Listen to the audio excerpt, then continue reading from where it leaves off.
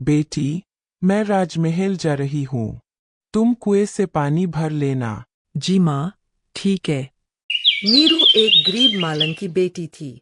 बचपन से ही नीरू के चेहरे पर निशान होने के कारण सभी बच्चे उसका मजाक उड़ाते थे और उसे चुड़ैल व डायन कहकर पुकारते थे। अरे माए, तेरी बेटी तो बहुत ही कुरूप है। न जाने इसका क्या बनेगा। इतनी बदसूरत लड़की से तो कोई शादी भी नहीं करेगा। गांव भर के ताने सुन सुनकर नीरू और उसकी माँ तंग आ चुकी थीं। माँ, आप आ गईं। मैंने खाना बना दिया है।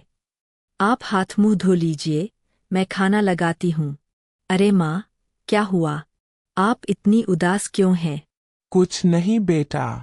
गांव में तेरे साथ की जितनी भी बच्चियां थीं, सबकी शादी हो गई। पर तेरे लिए मैं अभागिन दूल्हा कहाँ से लाऊं? माँ, आप बेकार की चिंता मत कीजिए। मुझे नहीं करनी है कोई शादी। मैं हमेशा आपके साथ रहना चाहती हूँ। ऊपर से राधा खुश होने का नाटक करती, मगर भीतर ही भीतर नीरू की चिंता उसे खाई जा रही थी। एक दिन राधा बीमार पड़ गई। बेटा, आज मेरा राजमहल जाना मुश्किल है। मेरी जगह आज तू काम पर चली जा।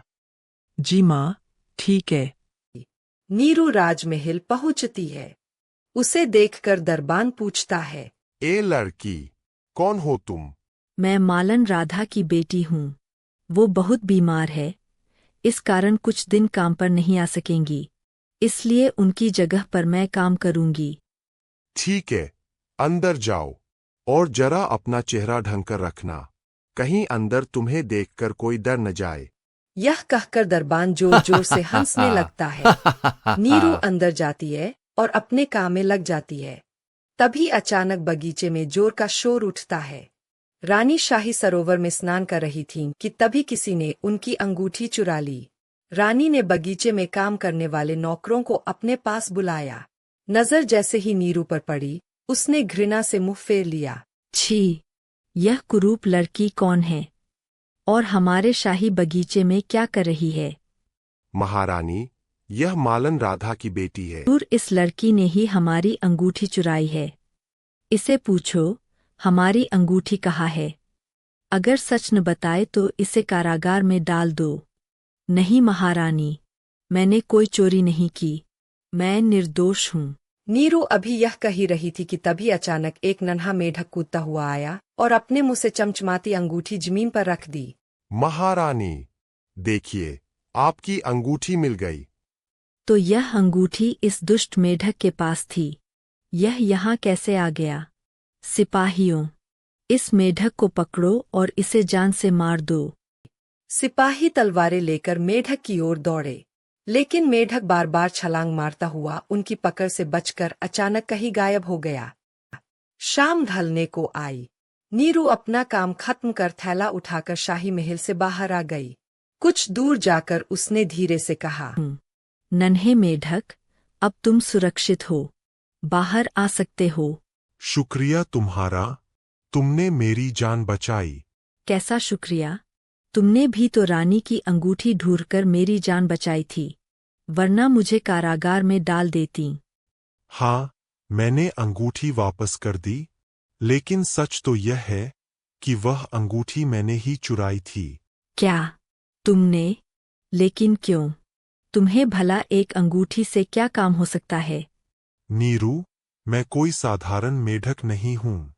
मैं इस राज्य का राजकुमार आरव हूँ। क्या? तुम? राजकुमार? हाँ, नीरू। महारानी मेरी सौतेली माँ है। उसने एक चुड़ैल के साथ मिलकर मुझे जादू से मेढक बना दिया। तो इसलिए तुम वह अंगूठी चुराने आए थे? हाँ, उसमें जड़ा हुआ पत्थर इच्छा पूर्ति पत्थर है। अगर कोई उस पत्थर को मुझे छूकर यह प्रार्थना करे कि मैं अपने असली रूप में लौट आऊं, तो मैं फिर से इंसान बन जाऊंगा। ओह, मुझे माफ कर दो। आज मेरे इस कारण तुम्हें वह अंगूठी रानी को वापस करनी पड़ी। किन राजकुमार, आप चिंता ना करें, उस अंगूठी को फिर से पाने में तुम्हारी मदद करूंगी। क्या सचमुच, नीरू, तुम मेरी मदद करोगी? दूसरा दिन हुआ।